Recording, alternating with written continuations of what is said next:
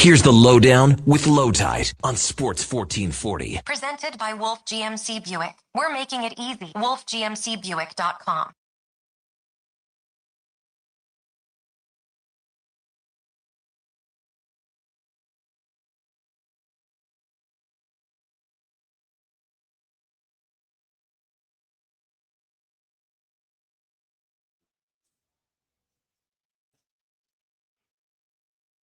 Welcome to the Lowdown. Today's show, Stanley Cup Final starts tomorrow night, NBA Final Wednesday. Are you ready?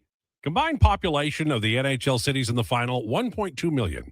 NBA cities, over 10 million. Some network is very happy today. The Lowdown with Lowetide is brought to you by Wolf GMC Buick. We're on Sports 1440 and YouTube.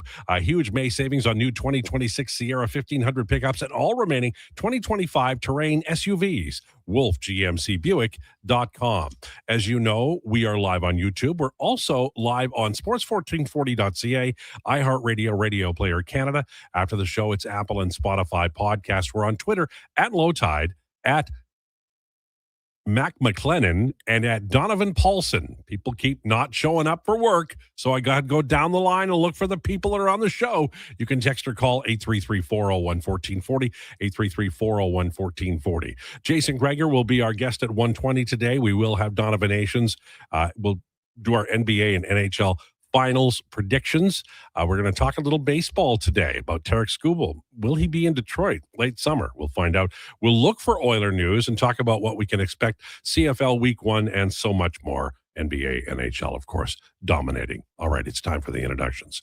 She is conquering media one project at a time. Today, she's working with the adult. That's why she's here. Ladies and gentlemen, it's Mackenzie McLennan. Mackenzie, how are you? Thank you. I'm good. Yeah, usually I'm just working from home, but I'm in studio all day until 2. Well, we haven't had you on the show for a while. No. Tell us what you've been doing because what I see every once in a while, you're dressed leisurely, look like you're heading out maybe to hit a bucket of balls or something.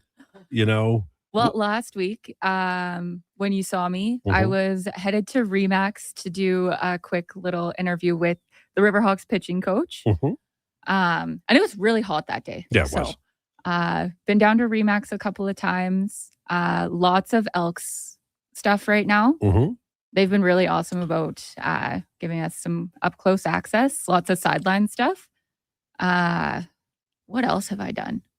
Riverhawks, Elks, getting together some stuff, some collaborations with the Riverhawks too. So that should be coming in the next couple of weeks. And generally merriment and party, right? Tons. Yeah, I know.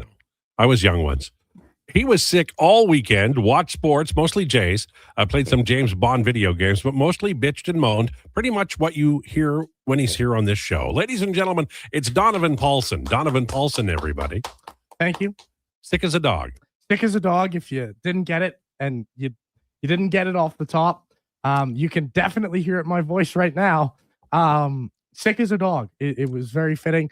And I basically sat at home on the couch and pretended I was James Bond playing the brand new James Bond video game, which is a blast, by the way. Who's the Bond in? Well, no, that's not. No, it's like it's a random guy. Like, what do you mean it's a random? It can't be a Roger Moore, Sean Connery. No, it's a new actor.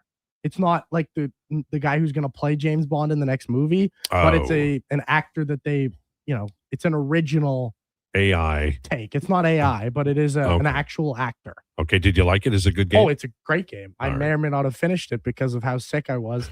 I could just sit there and get away with doing whatever I wanted. So between that and the Jays, I was pretty occupied. And Jeff Hoffman strikes again. Yeah, he did that for you. I don't know if they kept him in.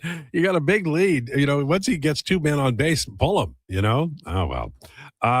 Okay, you will do me a favor, young Donovan. We love heroes, but we don't want to make you a hero by making you lose your voice. So you will let me know if you're unable to speak, and then Mackenzie and I will just mock you. Hey, I'll be okay to power through it here. Okay. But yes, if there's comes a moment where my voice is so dead to the point where you don't hear me anymore, You know why. Well, back in the top 40 days when I had problems with my voice, I just play Someone Saved My Life Tonight and the wreck of the Edmund Fitzgerald, and that's a half an hour. And then you go to Kashmir by Zepp and you're done the show. Can't necessarily do that on talk radio. Okay. NBA and NHL finals start today, or this week, pardon. Tomorrow's the NHL, NBA on Wednesday. Days of the week are just playthings to me. In the NHL, I am definitely cheering for and am picking the Carolina Hurricanes to win in 7. I think it's going to be a close series. I think goaltending will dictate it, but I cannot pick against 3 analytics people who have been on this show over the years when I was over at the other place, and I have interacted and learned a lot from each of them. Eric Tulsky, the general manager, Tyler Della, AGM, and Dennis King, one of their scouts. They're all really smart people. And they were at the genesis of the analytics movement that occurred on blogs and various websites 25 years ago or so.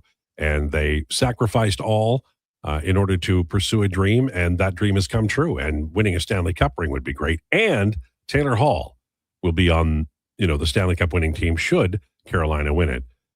So I'm picking the Carolina Hurricanes over Vegas Golden Knights in 7 games.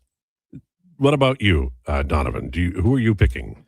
I'm going Vegas. As much as I don't want Vegas to win, I think they are probably the better team, and I think they're more equipped. I look at the road that Carolina had here, and not to downplay what they did, like it's been impressive, but to me, in terms of the quality of competition for the Carolina Hurricanes, I think it was a lot easier route than Vegas is. And then I just look at the way that Vegas plays, and I think this matches up perfectly against Carolina. Carolina's a smaller team. Carolina, they've tried to get a little bit more physical, and it's worked against other teams, but I just don't see it working against Vegas. As much as I want Carolina to be the victor here, because there's a lot of guys on this team that I can root for. Like, I've always rooted for Taylor Hall. I've always rooted for, a guy like Shane Gostisbehere. I've always rooted for some of these underdogs on this Carolina Hurricanes roster, like Jalen Chatfield. Great story coming out of nowhere, right? Like, I want that Carolina team to win. I still don't believe in them. Yeah, and you know what? That's okay, because they have to win a Stanley Cup for you to believe, and maybe they will and maybe they won't. What about you, Mackenzie? I'm taking the Canes in 6. I think the Canes can get in Carter Hart's head and make him look foolish. And the way that Carolina plays so structured, it has been their kryptonite in past years. But I think this year has kind of been the year where they've locked it down so well, blocking shots and getting pucks on net and just playing their game. Yes, they haven't had to play that Florida-esque type team, and Vegas does play a version of that. In my opinion, it's a discount version of that. I don't think they do it as well as the Panthers do. And in my own personal bias, I just don't want anything good to happen to Vegas. So I'm gonna You're not alone. I'm not gonna sit I'm not even gonna entertain the idea of them winning, because no. I reject it. I would rather watch the stadium be hit by an asteroid than the Vegas Golden Knights win. I gotta give you my actual opinion, and I think Vegas is probably going to win. It's not who you're cheering for. Who do you think's going to win? I would chew my arm off. No. Then the NBA finals start, and almost everybody has San Antonio winning this thing. I would just love to see a great series. I've always respected the Spurs. San Antonio Spurs are the most business-like franchise, and almost always through their entire existence, they win in a business-like manner. There's drama for sure, but not at the level that you would see in other NBA cities. So I've always respected them. They've done things the right way. We'll see what happens in the final, but I'm picking San Antonio, and I'm going to pick them in 6, because I know things can fall off the rails. I know things can go a little sideways. I know teams, even great ones, can have a slow start. So I'll say Spurs in 6. What about you, Donovan? I think everyone and their mother is going to say Spurs. And I'm going to be no different here. I think everyone who knows ball substantially better than myself would tell you that the Spurs are the better team, and that Thunder and Spurs series was for who's going to win the final. And to me, I'm going to take Spurs in 5. I know that the Knicks have been absolutely rolling here, and they have basically been like the most dominant. This is the most dominant stretch you've ever seen. But this is the big boys here. This is a good team in the Spurs, and I don't see a way where you can watch the New York Knicks win. What about you, Mackenzie? Okay, so I'm gonna take Spurs, but in 7. Mm-hmm. Obviously, I'm not the biggest ball knower. Both of our ball knowers are gone today. Yeah. But I was very big into the NBA when I was in high school, and that was obviously when LeBron was with the Cavs, Curry, when Golden State was on their like historic run. And then the Spurs were always in there. Mm-hmm. I loved Kawhi. I'm a defense first kind of fan and viewer. So the way that the Spurs played the game, as well as Kawhi's style of play, and I have a ton of respect for their coach at the time, Greg Popovich. Best coach, man. He was so good. Loved him. So I have like a soft spot for the Spurs, but I think with the way the Knicks have been rolling, hopefully they can make it interesting and we can have a little bit more back and forth. And the big thing happened today, and we were 10 minutes in, but we wanted to kind of preface the NBA and NHL finals, which are big deals. A massive NFL trade today. The Browns finalizing a trade will send 2-time Defensive Player of the Year Myles Garrett, who we've talked about on the show. Why is he in Cleveland? Well, he's not anymore. He's a Los Angeles Ram. The rumored trade, last I read, was Pro Bowl edge Jared Verse, 2027 first-round pick, and other draft pick compensation. So such a large deal. Everybody's talking about it. I saw Pierre LeBrun, Adam Schefter, everybody. It didn't matter the sport. They were all talking about it. Pretty wild times. First blush take, Donovan, on this trade from both sides, from the Ram side and then from Cleveland side. Well, this is as big of a trade as you're ever going to see, right? Myles Garrett getting dealt, like, that is the big mama, right? When I saw this one, I went, whoa. Like, I know he asked for a trade last offseason, and then he kind of takes the bag from Cleveland, and everybody and their mother kind of thinks, oh, he's going to be sticking around in Cleveland. He's just going to go there and he's going to rot and he's going to basically have his career waste away. And now Myles Garrett gets to go to a Super Bowl contending team. And everybody who talked about, oh, the Rams, took Ty Simpson in the first round, that's a waste of a first round pick when you've got a team that can win a Super Bowl. Now that kind of is irrelevant to me. I know they kind of still waste the pick, but you get Myles Garrett now, and you get a player who is, when people use the term game wrecker, that is that and them some with Myles Garrett. This is the reigning Defensive Player of the Year. This is like the defensive player in football. How it looks for the Rams, you take your team from a Super Bowl contender to a Super Bowl favorite. Like, that is the move. And you lose Jared Verse in the trade. Great player. Awesome player. But now you look at the Cleveland side, and if you're Cleveland, I think you've got to be almost ecstatic for this trade. I know it sucks to lose Myles Garrett, but Myles Garrett, the reality is he didn't fit your age scheme, right? Like, you're looking at a guy who's, somewhat towards the tail end of his career. And when I say tail end, like, he's still such a beast, but like the reality is 5 years. Yeah. Right? Like, yeah. He's in the back stretch versus Jared Verse, who's kind of just getting started. And you've seen him break into the league, defensive rookie of the year. He's been back-to-back Pro Bowler. Like, this is a really, really good player. And for Cleveland, you get that player and you get a first-round pick on top of that. So, and then I guess a little bit extra, but I haven't seen what the extra is. Finalized yet. So we'll see what the extra is. But to me, it's a great trade for Cleveland, and it's a win-win deal in my opinion, truly. But you got to win the Super Bowl if you're the Rams. Mackenzie, when they signed Garrett, they gave him a pile of money, and I mean, he was happy with that. But they're not in the window to win, and he is a veteran. It made no sense. This is a far more, I think, logical move for Garrett and the Browns. The Rams, I don't know about you, but like, I look at them and I'm like, geez, this team is looking pretty good. Yep. Like, pretty damn good. And this is a great move for them. And like Myles Garrett, he should slot in there perfectly. When I mentioned to Connor and I were talking about it, he said, "I wish my GM Chargers was like that," and I think that's what most people feel. Oh, for sure. You know, you get a deal like this, and you're like, that's why I like whenever I see Vegas Golden Knights make a move. You know, not all of them, but they're ruthless. They're absolute beasts. Like the most killer instinct in that organization is in management, and that's unusual. The NHL is Ken Holland was an absolute gentleman, right? But and I'm sure McCrimmon is a nice guy, but they don't act like they're, you know, any edge they could get, they will set fire to whatever needs to be set fire to.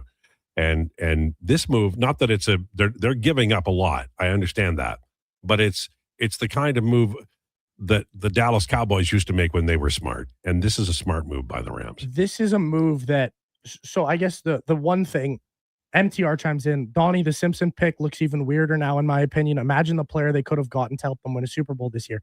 Yes, like, I agree. It's a weird pick. It didn't make sense to me at the time, but like it's the Aaron Rodgers, Jordan Love thing, right? It's that replacement quarterback. It's the guy who you think can be your future quarterback in a couple of years' time. I hate it, but I know what the end goal is. Do I think Ty Simpson's the guy who's going to be that future franchise quarterback? No, I don't. I don't believe he will be, but there's a lot worse players to learn behind than Matt Stafford. And I mean, just for me, for bang for your buck, I don't know if there's a guy who sees the game better than Matt Stafford from an offensive position in football. Like he's the man. He's, for my money, probably the smartest player at the QB position. And it's a weird pick, but to me, I'm kind of choosing to put it on the back burner now because you go and you get Myles Garrett. Keep in mind, there's a Trent McDuffie this offseason to lock up their corner room. So, like the Rams and Triple C in a truck, this is just classic bias Philly Eagles fan. Rams Super Bowl favorites with a 70-year-old quarterback? I don't think so. Sorry, where were you when he won MVP last year? Yeah. Well, you know what? The Eagles got their own issues, and some of it is at quarterback. Okay, very quickly before we take a break, on the way, we're going to have rumors. We're going to talk about CFL. We're going to talk about the Edmonton Oilers, obviously, the NHL offseason plus the playoffs. But first, I'm going to go very quickly around, and I want to know the date you think the Oilers will announce their coach and the name, and I'll go last. So, Mackenzie, date, they announce it, and who's the coach? June 24th. Okay. Stanley Cup Finals should be done by then. Or at least pretty close, unless it goes. No, it'll be done. Yeah, it'll be done. And Bruce Cassidy. Okay. Yeah. Donovan? I'm going to go a little deeper than that, actually. I'm going to say this is a June 28th type of hire, just before, free agency and everything kind of gets into full swing. I think they wait this puppy out, and I think it's. I'm so 50-50. My brain doesn't think it's Bruce Cassidy. My heart thinks it's Bruce Cassidy. So I will say it's going to be Peter Laviolette. I thought you were going to say something else. I thought you were going to say my brain says this, my heart says this, and then another part of your body was going to give us the answer. And I was very afraid. I think it's I'm going to go Peter Laviolette. Okay. I don't want it to be Peter Laviolette, but I think it's going to be. All right. The answer is Cassidy, and the other answer is June 29th. It's going to be close, but they're patient now. They'll be patient until it has to happen. All right. Got a very, very busy show. Your comments are welcome. Make sure to text us. We're going to have a blast. Don't forget, we have Gregor coming up at 1:20. And what's on Donovan Nations today? Have you decided? I'm going to do something football themed. I just haven't decided. I might do like biggest trades. Okay, that's a good idea. So in light of what's happened today. Yeah, I'm going to have to do my research here in light of what's happened today. But I've got some thoughts and some ones that are definitely going to be in there. There will be no research done on this show, just so everybody knows. Lowdown with Lowetide, brought to you by Wolf GMC Buick on Sports 1440 and YouTube. Whether you're a craft beer connoisseur or more of a wine aficionado, There's always something new to discover at Sherbrooke Liquor, a unique, family-owned, independent liquor store. The selection? Incredible. The non-alcohol section is also very impressive. Sherbrooke Liquor, expert, knowledgeable staff with a passion for unique finds. More than just a liquor store, we're a community. Alberta's best, the one and only Sherbrooke Liquor. Wine, spirits, and oodles of beer. Visit SherbrookeLiquor.com. Silent Rides is one of Alberta's premier specialty charter companies. With our luxury motor coaches, we provide our customers with the safest and most reliable ground transportation services. Our seatbelt equipped, top-of-the-line motor coaches have become the preferred carrier for many local sports teams, tours, corporate outings, and other various travel needs across Western Canada.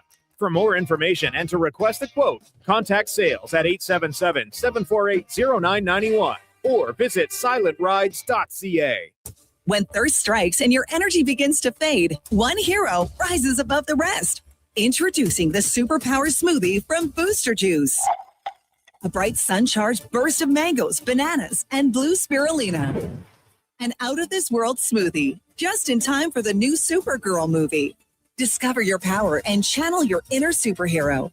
Fly into your local Booster Juice and experience it for yourself today. And see Supergirl. Only in theaters June 26th. Do you have neck or back pain? Ever go for treatment hoping for a simple fix only to realize your stubborn spine is basically a science project with attitude? Hey, we get it. And honestly, we're a little sorry because great rehab does take proper experimenting. But at Leading Edge Physiotherapy, we don't just toss exercises into the beaker and hope it doesn't explode. We start with the right diagnosis, then mix hands-on care, precise manual therapy, and evidence-based technology. The formula your body actually needs. Science and skill with gratitude, not attitude. LeadingEdgePhysio.com. Expand your brand with Fusion Promo Marketing. Fusion is your trusted partner for all things branded merch and apparel. Thousands of products perfect for businesses, sports teams, and corporate events. Fusion with a Z. Promomarketing.ca. Getting your vehicle sparkling clean doesn't have to cost a fortune. Take it into Hughes today and pay just loonies a wash. Find us at HughesCarWash.com. Who's that working on the underground utilities over there? All Star Construction, that's who. What about the street lighting? Yep, All Star Construction. And the directional drilling, hydrovacing, neighborhood renewal, and telecommunication work? Yep. And yep.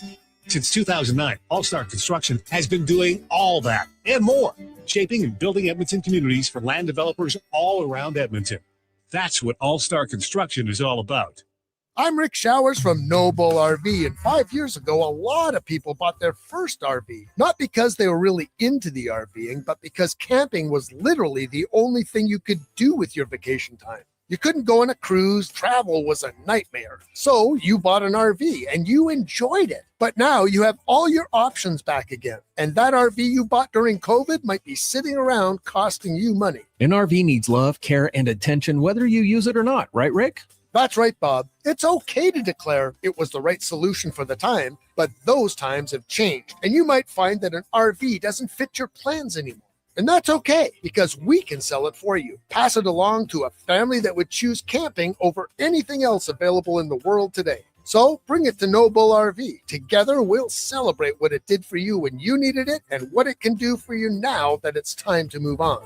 And that's Noble. NobleRV.ca.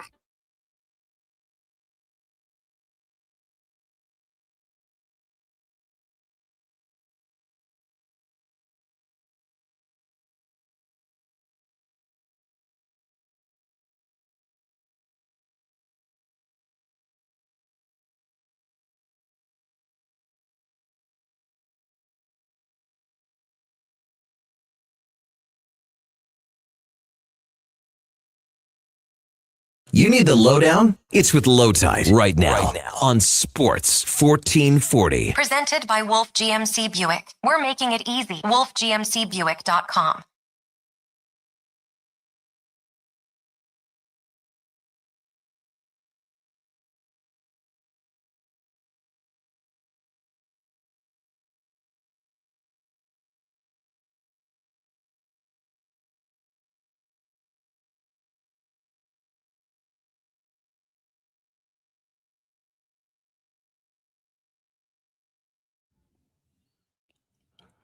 This is the Lowdown on Sports 1440, brought to you by Wolf GMC Buick.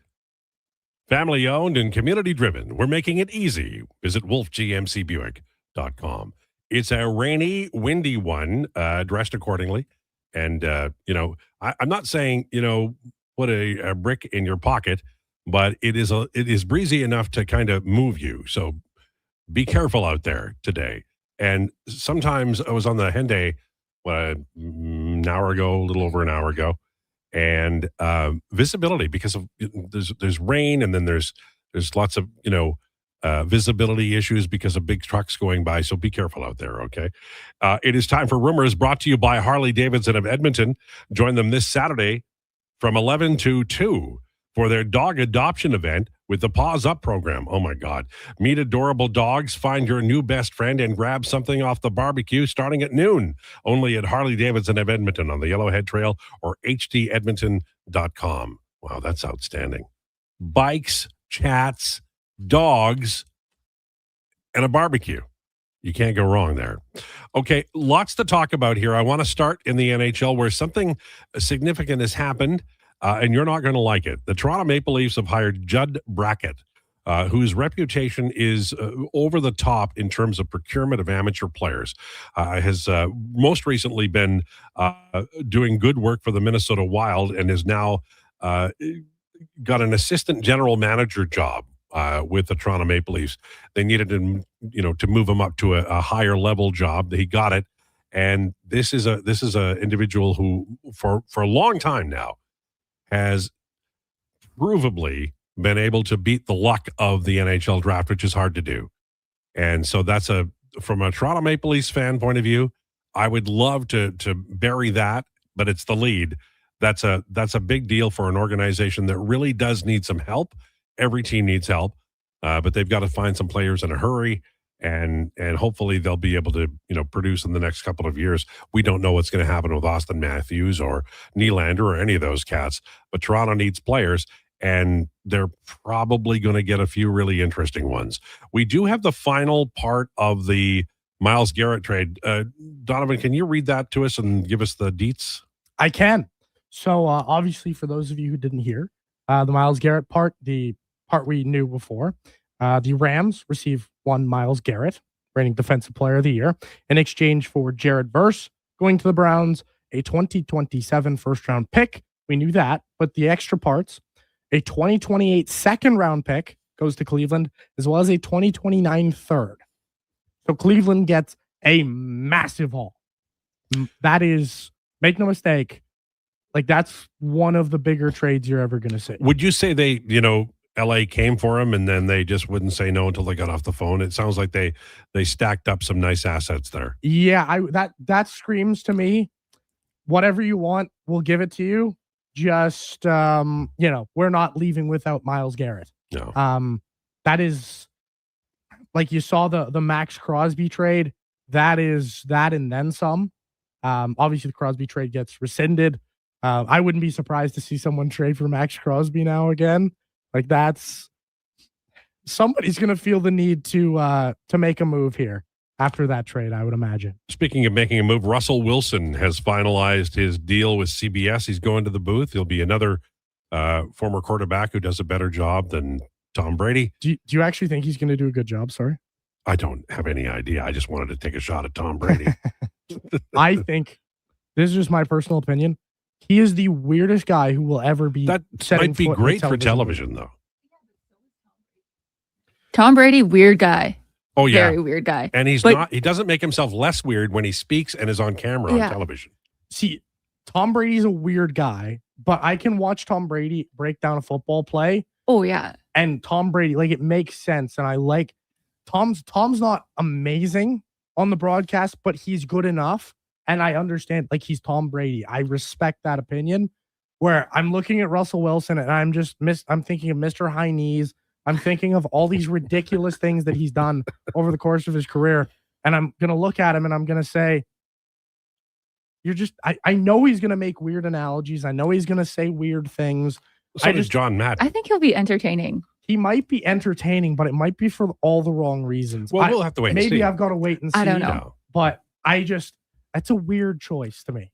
I don't know. 'Cause, like, we're already talking about it, so it's got to be good, right? Yeah, like Tony Romo. Oh, Like, I love Romo. Romo is a perfect quarterback. He couldn't win a game for Dallas, and he's a great, on-air guy. he's had times though where he's been just brutal. I think he is brutal. Yeah. He started out amazing. And then since then, it feels like really underprepared work, Yeah. in my opinion, from Tony Romo. So I think Russ is just going to be like that guy who kind of sits there quietly and doesn't really give you all that much insight. I don't know. That's just what I feel like from his personality. Like, I'm just waiting. I'm just sitting here and waiting for Jameis Winston to retire and go on the broadcast booth or, the panel, whatever. Like that is the guy you want for broadcasting, not Russell Wilson. Like, there's personality, but it's a weird personality. But sometimes that works on television. Yeah. Howard Cosell was a weird guy. And like Tom Brady, like he wasn't great in his first year. You could tell that it was a pretty big learning curve for him. But this last year, I enjoyed him. And like his breakdowns of the small things that we as viewers don't know or notice, I really appreciate. I think it'll definitely be a learning curve. And just trying to keep his time busy since he's getting paid from the Broncos for the next 10 years. Mr. Unlimited, baby. I'm sometimes struck by some of my references when I said, Howard Cosell was a weird guy. Neither of you knew who Howard Cosell was. No. Right over our heads. Okay. Well, but if you knew, you totally, totally agree with me. So I want to talk baseball with both of you because I know you're both baseball folks. I'm looking at the Detroit Tigers, who are dropping like a stone. So are the Cubs, but the Tigers are dropping right now. And it's not, unbelievably, it's not necessarily their pitching. They just can't get power. They're striking out a lot. The injuries. But Tarek Skubal is recovering wonderfully, and he's going to pitch in June here. But he's also a trade option or possibility. So if he's healthy, if he comes back and starts 3 games and they're all Tarek Skubal type starts. 2 questions. I'll start with you, Mackenzie. First question is, where do you think he might go? And secondly, what kind of, just generally speaking, haul would you get for a guy like Skubal, who would be pretty much everybody's ace? That's a good question because his contract is kind of a bargain. $32 million, and he's top 3 pitcher in the league. And I'm struggling on where he would go. Like, well, the Dodgers but don't need him, but they don't need him. But they always have. Yeah, I don't know. Maybe what about like the Yankees or the Red Sox? Well, the Yankees could use him. Yeah. So could the Red Sox, but I don't know if the Red Sox are going to contend, honestly. I don't think so either. And it's not going to be a Central Division team because nobody has the money for it. And you're also not trading him in division. Right. Seattle's not going to. I mean, the Cubs could take him, right? Cubs would be all right. The Cubs could take him. They need pitching. All their guys are dead. Half of them are on my fantasy team. And not only are they dead, they're dead not just by who was it that was playing at home and got hurt? Was that Boyd? Yeah. They've basically got everybody died. Like, Cade Horton's just out for the year. Edward Cabrera's got a finger thing. It's just everyone that pitches for the Cubs just dies. If you want to know who I think would be a sneaky good acquisition spot for Tarek Skubal, the Atlanta Braves. Oh, you know what? That's a great point. I didn't think of it. Now, the next question is, because like the Dodgers are loaded. They got a guy named James Tibbs, who's not on their 40-man roster, who they acquired from I don't know where, but he's hitting home runs 2 a day. The Red Sox. Yeah, of course the Red Sox. 2 a day in the PCL. So like they have a load of talent every. You name a position, they've got a ton of it. But I mean, how many for a guy like that? Even though he's a rental, basically, you should be able to get an outstanding pitching prospect, and I think something else. Maybe even a guy like Tibbs. How deep would it go? Because he could, if he goes to a team not named the Dodgers, he could shift the balance of power a little bit. So yeah, absolutely, for sure. Like so what I would say is, if you've watched the Detroit Tigers, this is what they look like without Tarek Skubal. They're struggling right now for sure. They are, if you watch them in the playoffs the last 2 years, I don't think they're actually that good of a team, but Tarek Skubal is capable of winning you a game by himself. As long as you can score 2 runs, you're probably going to win with Tarek Skubal because he will either give up 1 or 0. So I look at Tarek Skubal and it's between him or Paul Skeens, who is the best pitcher in baseball. I can make a case for either. But if you're trading Tarek Skubal to any team for me that's even got a sniff at winning, like I'm talking the Seattle Mariners, the New York Yankees, the Atlanta Braves, I'd throw the Milwaukee Brewers in there. I would throw the Dodgers, Padres, any of these teams who have a sniff at winning. Like there's a couple teams who might make the playoffs here who I don't really think have much of a chance. But if you trade them to any of these, let's say top 6 to 8 teams, he can instantly take you to a World Series contender. He can instantly win you a World Series. It's just about, what's the package going the other way? To me, the package starts with 2 top 100 prospects. I think that's probably realistic. He's obviously in the last year of his deal. He's going to want a mega contract. So odds are he's probably not going to re-sign where he gets traded to. But if you're a team wanting to win a World Series and you think you can do it with Skubal, I think you give up 2 top 100 prospects. I don't know, who they are because, we're too far out from that. But I think that's pretty realistic. If you look at, it's rare that a guy of his caliber gets traded. Oh, yeah. We're talking very rare. It's going to be a bidding war. Do you concur 2 top 100 picks or prospects? Yeah, I don't really have much different on that, but I think this will become potentially like a huge storyline ahead of the trade deadline because those teams are going to emerge that are kind of those front runners, and especially teams that you either didn't expect it or their roster is kind of aging a little bit. Yeah. If you look at Milwaukee, if they can have Skubal, Mizorowski as your 1-2 starters, you're pretty, that's a pretty threatening starting rotation. Everybody's staying healthy, of course. Sure. Any of these teams who are near the top of the leagues right now, they all kind of have at least one ace, or in some cases maybe even 2. If you add Tarek Skubal into that, you're just getting into some dominant pitching. So I think the thing for Detroit, though, with where they're at, they're going to want some pitchers, one pitcher who's probably almost MLB ready or, is already in the majors. You're going to want, that's the problem of this deal, is who has that almost major league ready talent who Detroit can just implement into their lineup next year. The Dodgers, you could get River Ryan and God knows who else. The Dodgers have it. Yeah. The Yankees have it. I would say the Braves probably have it as well. So does Milwaukee. It's just it's going to come down to, what do the Tigers like more? Do they like that, really, really high quality pitching prospect who's just about ready, or are they kind of going more quantity over quality? Yeah. All right. It's 12:37. We're going to take a break. On the way, CFL Week 1 straight ahead. And the Elks actually have a pretty interesting first opponent. It's a winnable game. And we'll talk about the vagaries of predicting the CFL in the first couple of weeks. That's all on the way. Lowdown with Lowetide, brought to you by Wolf GMC Buick on Sports 1440 and YouTube.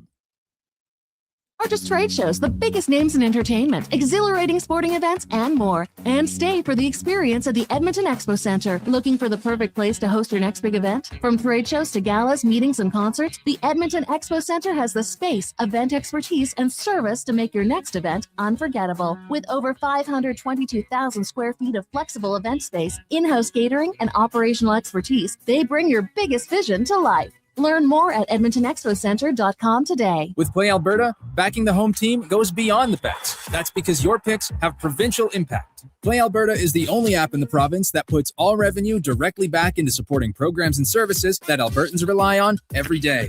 By investing in the General Revenue Fund, every play, bet, and buy made on Play Alberta helps make a difference across the province. Visit playalberta.ca/Gregor to learn more. That's playalberta.ca/Gregor. Must be 18 plus to play. If you gamble, use your game sense. Mr. Rooter buries evidence in the desert. I didn't mean to do it. I was forced into it. Yeah, forced. But now, no one will ever know. You've done well, Mr. Reuter. You did something awful, but you've covered your tracks. It's done. The last transcript that shows I did a semester of Christian school. Uncover evidence of the proudest plumber, Mr. Reuter. Say hello to your new favorite drinks. Introducing new McCafe Refreshers. Icy cool, undeniably refreshing, and available in 3 flavors. Strawberry watermelon, mango pineapple, and blackberry passion fruit. Only at McDonald's.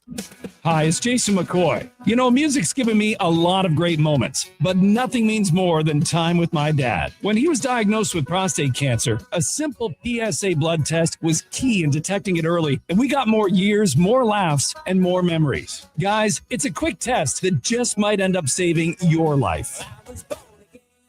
Join the Princess Auto Mall.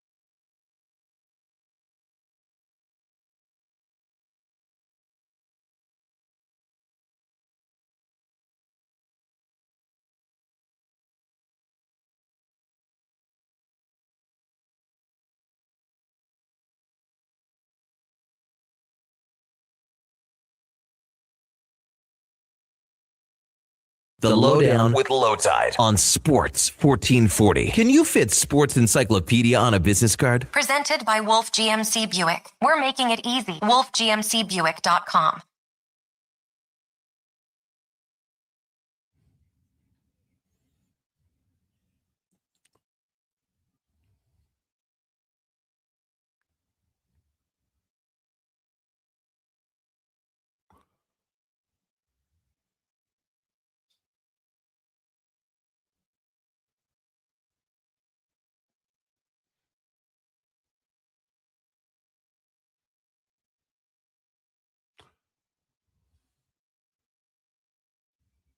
Lowdown with Lowetide on Sports 1440 for Wolf GMC Buick. Check them out, wolfgmcbuick.com. CFL Week 1 starts on Thursday.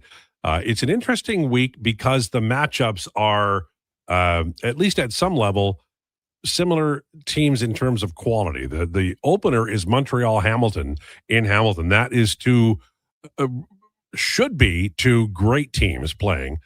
I would recommend that those are the top 2 or 3 teams in the CFL this year. Home game for Hamilton, so you probably give them the edge. And then on Friday, it's Winnipeg, and they're playing Calgary. Winnipeg and Calgary are, I would say, mid-level playoff teams for sure, but I don't think that I don't think either will win the division. Probably go with Calgary. Edmonton, Ottawa, very close. I would say that the worst team in the league is Toronto, and then Edmonton, Ottawa would be somewhere, slotted there. They could surprise, but leading into the year, I think I'll take Ottawa just to make everybody mad. No, for me it's a pick 'em, and it is a home game, but those are the interesting games, or the games this week. I'm picking Hamilton, Calgary, and I'll pick Ottawa just to make Gregor mad for when he comes in here at 120. I like that there doesn't appear to be an extreme mismatch in Week 1. I know they didn't set it up that way, but Elks have to get off to a quick start. They absolutely have to. The West is, I think you could make the case that the West has 4 of the top 5 teams, 4 of the 5 or 6 top teams. Montreal would be in there, Hamilton. So they have to do well against the Eastern Division. It's a must. All right. There was a question down here that I was going to answer.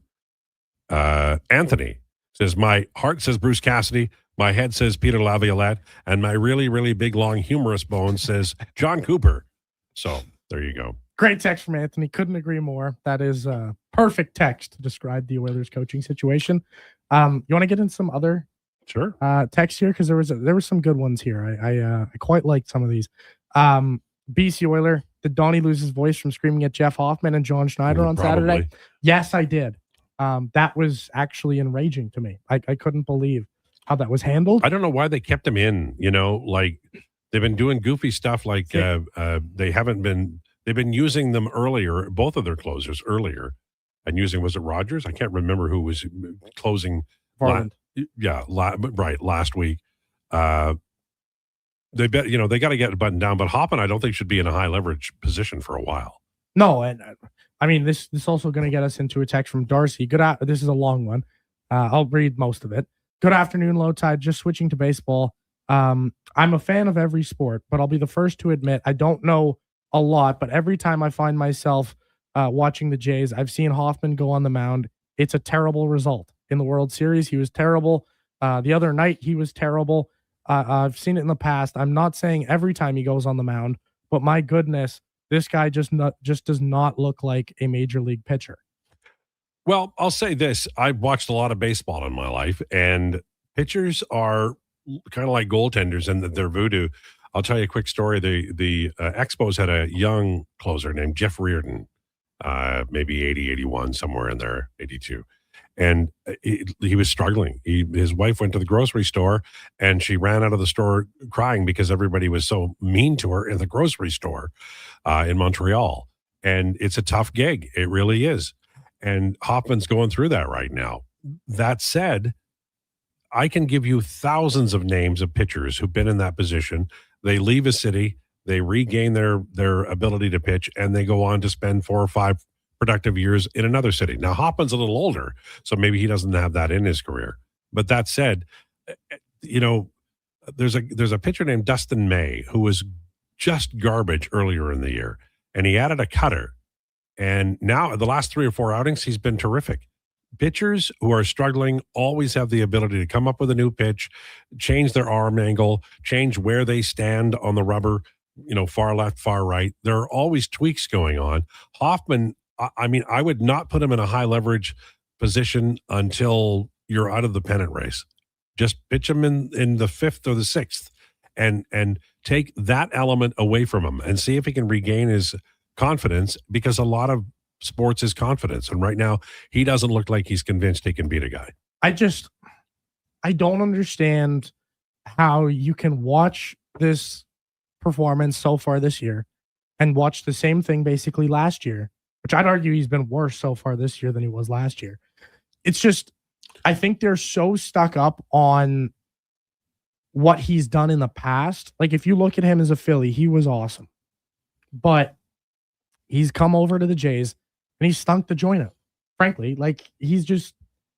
He's got more pressure on him in Toronto's bullpen than he did in Philly, I believe. For sure, because he wasn't a closer in Philly. Right. So maybe this isn't the job for him. It's not. And they keep throwing him out there into a closer's role or into these high leverage situations, when in reality, he's a 6th or 7th inning guy. Yeah. And right now, you like, Louis Varland's just way better than him in every way. So is Tyler Rogers. Let's say we're all in this room, the 3 of us, and we're performing brain surgery. I would not be able to do that, but I could handle utensils. So maybe he's the guy who helps as opposed to closes. He should be the guy who helps right now. Yeah. And am I convinced that he would probably, find a way to get himself back to normal if he wasn't in this high leverage role? Yeah. He's too, I've seen him be good before, and I know the talent's in there. I know he can be a good pitcher, but he's just so broken right now. Well, and he hasn't been a good closer before, a full-off closer, and that is a difference. But he's been a good setup man, and he's been a good 7th inning guy. Like, you just need to put players in positions to succeed, and they haven't done that. And you know what? His stuff might not be good enough. I mean, we have to. I think his stuff is fine. Honestly, I think his stuff is fine. Then his location isn't great. His location sucks. No, and there's a lot that goes into it, but I just think this is a guy who's a little bit broken right now mentally. I think it's... Well, I'll fly down there and show him how to put some spin on the ball. DD from Border City, LT, what's your opinion of Sam O'Reilly? He sure is looking like quite the prospect. Good trade off of the Oilers of Tampa Bay. Cheers. What I'll say, DD, is what I always say about any trade of two prospects. And I always respect general managers because they're going to be compared forever. I would always prefer the more skilled player, and that is Ike Howard. He's a goal scorer. He can pass the puck well. He has some deficiencies in terms of two-way play, and he is a winger. Now, O'Reilly is a centerman. He's a right-handed centerman. So the odds of him being, playing in the National Hockey League in the next 10 years are pretty high. Even if he doesn't score enough to be a second-line center, he could certainly be a third-line center. So I think your risk is higher on Howard, but so is your ceiling if he emerges as a scorer, and we'll see. And then with O'Reilly, you're getting a guy you can pretty much count on because of his foot speed and his right-handedness.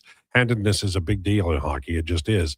I think O'Reilly's more likely to reach a level where he's a foundation piece. I count that as first, second line, first, second pairing, starting goalie, or third line center.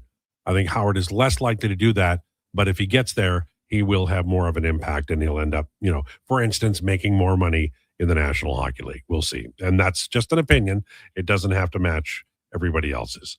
Back to the Jeff Hoffman debate, because this one's coming in from Penguin. Hoffman did give them 11.1 innings of one-run ball leading up to the 7th game of the World Series. Maybe they don't get there without him last year. Louis Varland wasn't great in the postseason leading up to the World Series either. But it's what have you done for me lately? Yeah, last year was wildly disappointing for everybody, but this year, as Donovan said, he's worse. Oddball says Fanning went to Rogers to face Monday because Reardon wasn't 100%, which he would have called on the spaceman Bill Lee. Interestingly, in the Dan Turner book, Expos Inside Out, he talks about Woody Fryman going to Jim Fanning late in that year and saying, "Skip, my arm straightened out," which is the weirdest thing I've ever seen. But apparently Woody Fryman had a curve in his arm that straightened out during that period of time, and he was unable to pitch, it's in the book. I'm not making it up. I know you think that Lowetide's making up excuses for the Expos, but that did happen. It's in the book. Why don't the Jays just release Hoffman? Okay, the reason for that, Blair, is you need arms, right? Like, everybody thinks there's, 63 pitchers in the minor leagues who can do a job. But if you look at every once in a while, the broadcast will have, all of the relievers listed and then the days of the week, and they'll have the number of pitches that each individual has thrown on a particular day. And seriously, the Oakland A's had a terrible time yesterday. Their starter gave up, I think it was 8 runs, and a reliever did, and they exhausted their pitching staff. They might have to send out a position player to add, or send out a pitcher to add another pitcher to have a fresh arm in there. You need pitches. If you had 3 of those games in a row, you'd just have to have the starter throw 100 pitches. And if he couldn't get out of it, you'd have to call up somebody the next day. You can't. If you release Hoffman, you're just weakening your team. If you maybe trade Hoffman, coach him up to the point where he's got another 20 innings of scoreless, then maybe you move him, but he's got a contract too, right? The reality of, if you're wondering why they don't just release Jeff Hoffman, cut him, trade him, whatever, I'll give you the answer to that. You know how many pitchers on their 40-man roster are injured? There's a few. Everybody's got it. 11. Name a team that doesn't have a lot of pitching problems. A lot of pitching problems. But the reality of this is, for the Jays, you have Tommy Nance out of the bullpen who's hurt. You have Joe Mantiply out of the bullpen who's hurt. Jimmy Garcia out of the bullpen's hurt. You go into the starters. You've got Dylan Cease currently on the IL. Shane Bieber working his way back from his kind of little offseason bang up. You got Cody Ponce who's hurt. You've got Max Scherzer who's hurt. You've got Jose Barrios who's done for the year. The reality is also Bowden Francis done for the year. The reality is, for this team, there is just only so many pitching injuries you can go through. You have no choice. And that's if you were watching the game the other night where you watched Trey Savage struggling and he couldn't find the strike zone and he only allowed 1 run, but that was because of some great defensive play and some double plays. He got out of it with only giving up 1 run. But if you watch the game, you would know that he couldn't find the strike zone to save his life, and he was just kind of trying to survive up there. Like, a lot of people would say, oh, why don't you just pull him? Well, the reality of that situation is you don't have enough bullpen arms to really get through this stuff. Like, you can't just... You need innings from everybody. You need innings. You watched against the Orioles, it was Austin Voth goes out there and is just appalling, throws 4 pitches in the strike zone in an entire inning, and then he goes out there the next inning and the inning after that, and he winds up giving up 5 earned runs in 3 1/3. And you're thinking, oh, why couldn't they just pill him sooner? Because they can't. They have 2 heart. Yeah, and there's, I mean, I watched baseball a long time. They didn't used to do that. First of all, most starters could get you through at least 6 or 7. So the relievers were far fewer, and you had more position players. But in today's Major League Baseball, everybody throws the ball as hard as they can every pitch. So injuries, bad outings. I watched a really good young pitcher, Nolan McLean, yesterday, and he was having such control problems that I felt bad for him. I thought, man, pull this guy, because he is just not able. He's trying, but he could only get 1 pitch over, and everybody in the ballpark knew it, and that's real dangerous. When you watch baseball, are you able to talk right now, or are you busy? No, I'm good. I'm good. No, I'm talking to yes. kids. Yeah. Sorry. You watch baseball a lot. So when you're watching the game, because you obviously come from a different era than I do. When I watch a game and a guy like Nolan McLean yesterday, and he's at 53 pitches, and I know they have to go to 100, and he's struggling, I want him to get pulled out of the game, because I don't think it benefits anybody. But as we talked about, you need your pitch count, you need your innings from every starter, because the relievers are under such stress that you can't get any more people in the bullpen now. They already have very few position players. So, and it's all because everybody throws as hard as they possibly can, right? So is there a way, like, are they going to have to change the rules a little bit, like to add another slot or have an e-bug of pitching? I don't, like, I feel bad when these young pitchers just get leveled sometimes in their major league debut, and they're, or they get hurt in their major league debut. It doesn't seem to me to be optimal for teams the way it is now. Yeah, I lean the way of, if they've thrown like 53 pitches and you want them to get to like 90 or 100 and they're struggling, to pull them basically as soon as you see like they're entering that point of no return. Yeah, where they're not confident anymore. Yeah, because in the long run, what does that do for anybody? Nothing. And it just hurts everybody more. And I don't know, like, my extent of like baseball knowledge is really what Dylan has taught me. Right. And from watching like the Jays a lot, and then also the college team here in the city and the Riverhawks. And I view it as, if you can use a couple more relievers in shorter stints, that's okay, because you can still have them ready to go for those games that are later in the week. So the e-bug, e-pitch, like emergency pitcher is kind of interesting. If you could have a guy that's ready and it's within like the first 4 innings, you could put him in. I could maybe get behind that. The other thing to do is what they do in spring training, where if the guy's struggling, you bring in a reliever, but you have the option of bringing him back. I know everybody will go crazy on that, but I feel like that might be It'd be interesting, right? Yeah. Like, Donovan hates it, I can tell. No, yeah, well, yeah, it's just not baseball, right? Like, there's a reason Neither is the DH, Donovan. There's a reason you have long relievers, right? And you look at a guy like Spencer Miles, he's been long relieving for the Jays, and he's been doing a hell of a job for the most part. So, it depends on when you're injured. Like, when you're this injured, like the Jays are right now, sometimes you just got, if a guy's struggling, he's got to go out there to die. And that's the reality of baseball. There's 162 games, right? I know it's ideally you don't want that to be a young guy going out there to die. You'd rather it be a veteran, and you'd rather it be preferably your worst veteran, but sometimes it doesn't happen. So the thing that I don't think a lot of people necessarily pay attention to or look for is just like, when a team is injured as the Jays are in their pitching staff, sometimes the guy doesn't have it, tough luck, buddy. You're going out there to die. Yeah, for sure. And that happened with the A's yesterday where they were giving up 8 runs in an inning. All right. On the way, Jason Krueger will join us in hour number 2. We'll talk more about the Edmonton Oilers and when is that blasted coach going to arrive? It's all straight ahead. A Lowdown with Lowetide brought to you by Wolf GMC Buick on Sports 1440 and YouTube. It's time for an update with Donovan. This is a Sports 1440 update.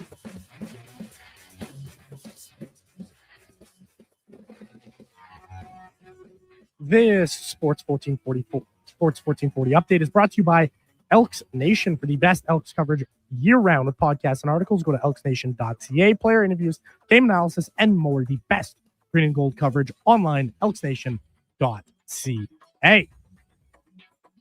Tonight, down at Commonwealth Stadium, Canada, going to be playing Uzbekistan in a friendly out of their World Cup starting at 7 p.m. Tonight in the MLB, no Jays. They are in transit to Atlanta. However, 9 games on the slate. The Tigers are in Tampa taking on the Rays. That game starts off the major schedule for tonight. In the French Open, Felix Auger-Aliassime, he's off, advancing past the round of 16. Former NFL Super Bowl champion Russell Wilson, he's announced his retirement after 14 seasons, will become an analyst with CBS Sports. Odell Beckham Jr., he's re-signing with the New York Giants. And the big news of the day, the LA Rams making a trade with the Cleveland Browns, acquiring 2-time Defensive Player of the Year, Myles Garrett. The Rams sending over Jared Verse, former Rookie of the Year, and a first-round pick in 2027, a second-rounder in 2028, and a third in 2029. Coming up on Sports 1440, it's hour 2 of the Lowdown with Lowetide. Jason Krueger is going to join us in about 20 minutes time. I'm Donovan Paulson. That is your Sports 1440 update. Sports 1440, Stingray Radio Station. CKJR broadcasts from West Edmonton Mall and Wetaskiwin. Download the free Stingray music app and listen wherever you go. Need a new ride for road trips, errands, or just life on the go?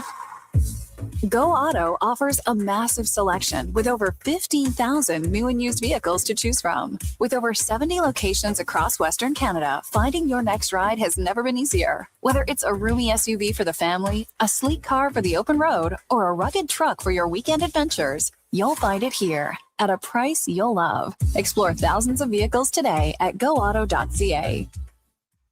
Hey there, I'm in the Fountain Tire sidecar, making a list of the things I'm doing this spring. 1. Saving you money with up to 20% off select tires until June 13th. 2. Water skiing. Tricky in a sidecar, but fun. And 3. Saving you more money with mail-in rebates of up to $100 off a set of 4 select tires and $50 off a $150 service with the purchase of 4 select tires. Oh, that's 4 things. Oh well, restrictions apply. Book online at fountaintire.com. Fountain Tire. We're on this road together, Canada.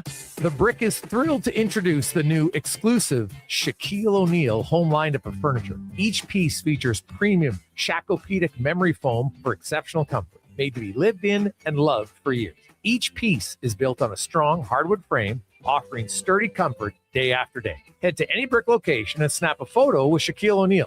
A life-size Shaq is waiting in store. Scan the QR code and upload your pick for a chance to win one of 4 Shaquille O'Neal home pieces exclusively at The Brick, saving you more. Edmonton's go-to station for all things sports is Sports 1440. From Lowetide to Kevin Carius and Jason Krueger, we deliver the latest on your favorite teams. Tune in 24 hours a day, 7 days a week. To Sports 1440. Good to go. Good to go. With Mortgages to Go, you'll be good to go. Mortgagestogo.ca says yes when the banks say no. That's why Alberta has trusted Mortgages to Go for over 23 years. If you need cash and have equity in your home, you're approved instantly. Guaranteed. Call 1-888-888-5998. That's 1-888-888-5998. With Mortgages to Go, you'll say, good to go.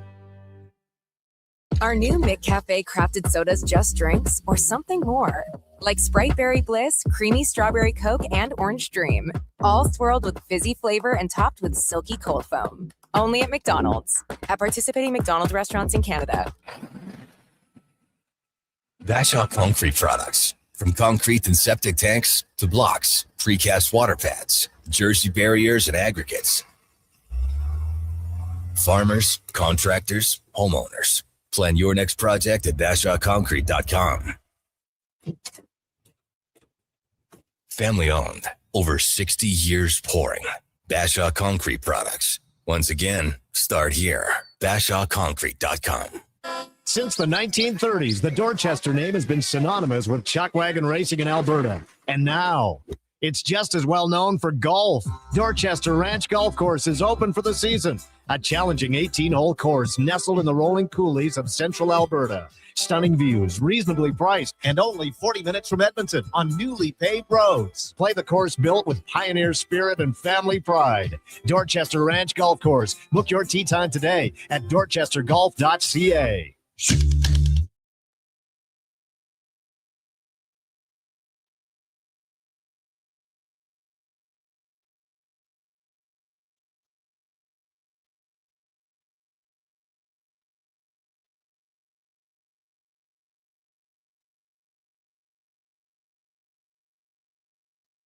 He's the only person to win an arm wrestling contest with the Philly Fanatic.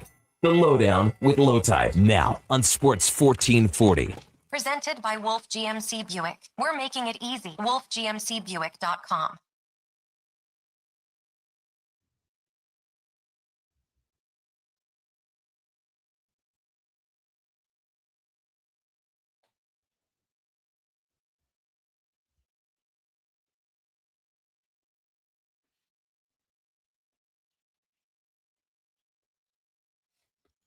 This is the Lowdown on Sports 1440, brought to you by Wolf GMC Buick. Family owned and community driven. We're making it easy. Visit wolfgmcbuick.com. I remember when I was a kid listening to Beatles records, it made no sense to me. Like all the, the I am the walrus is the word, the yellow matter custard, and like just the weirdest lyrics, right? Lucy in the Sky with Diamonds. I found out later it was because they were having a lot of fun in the 1960s is what the Beatles were doing. Or as my dad called them, a bunch of hippies. What have you got coming up on Donovanations today at 1:40? We're going to take a peek at some of the biggest trades in football. We're going to take a peek at, obviously, the big news of the day, Myles Garrett getting traded. If you missed my update, it is, probably one of the biggest defensive trades we've ever seen. But I'm going to take a peek at some of the biggest trades in football history. Yeah, it's, I remember the Herschel Walker trade was big. It set up Dallas in a big way. Took them into what we all know and hate. Yeah. Right? Like that was kind of the trade that made the Cowboys the Cowboys. And I think it was the Ricky Williams trade, which was Ditka's trading a whole draft. There has been a lot of these big trades, like somebody really gets screwed. Well, it's like the hit me, hit me. I don't want to hit me. And then they do. And then, it's a house of cards. But, Now, I know Myles Garrett's legit.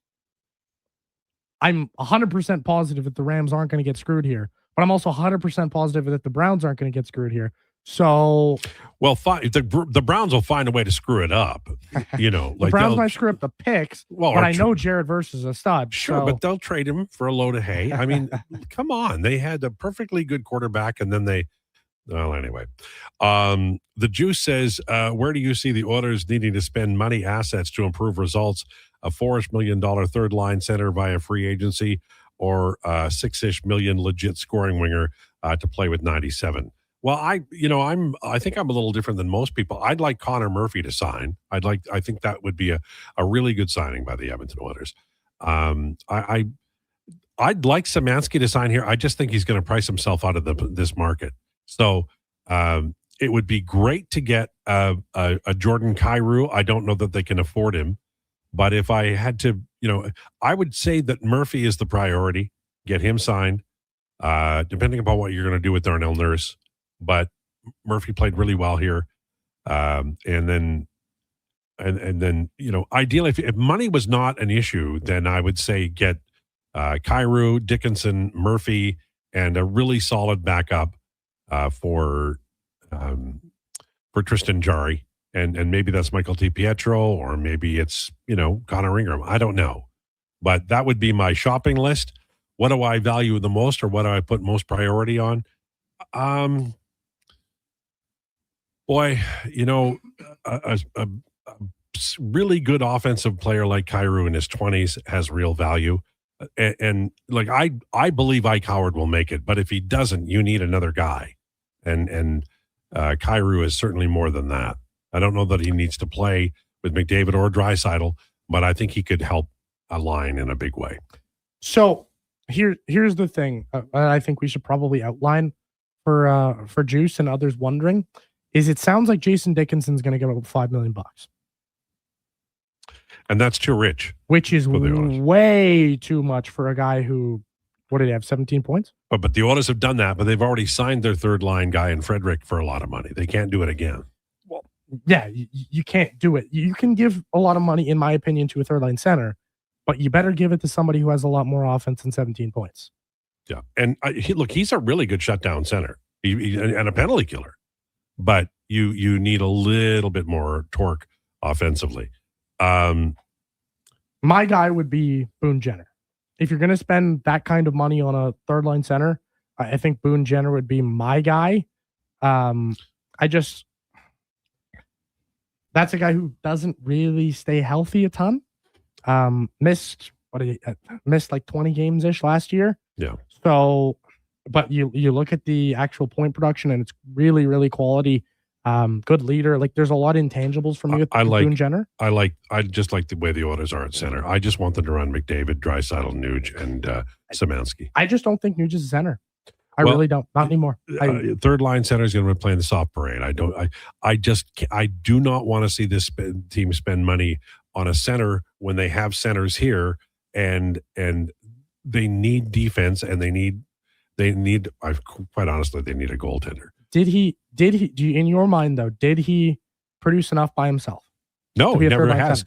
Never has, but he wouldn't be playing the top two lines. He'd be playing the soft parade on the third line. You got a third line that's designated for soft minutes, and you go for it. Or if you don't want that, then you can play Nuge on the wing.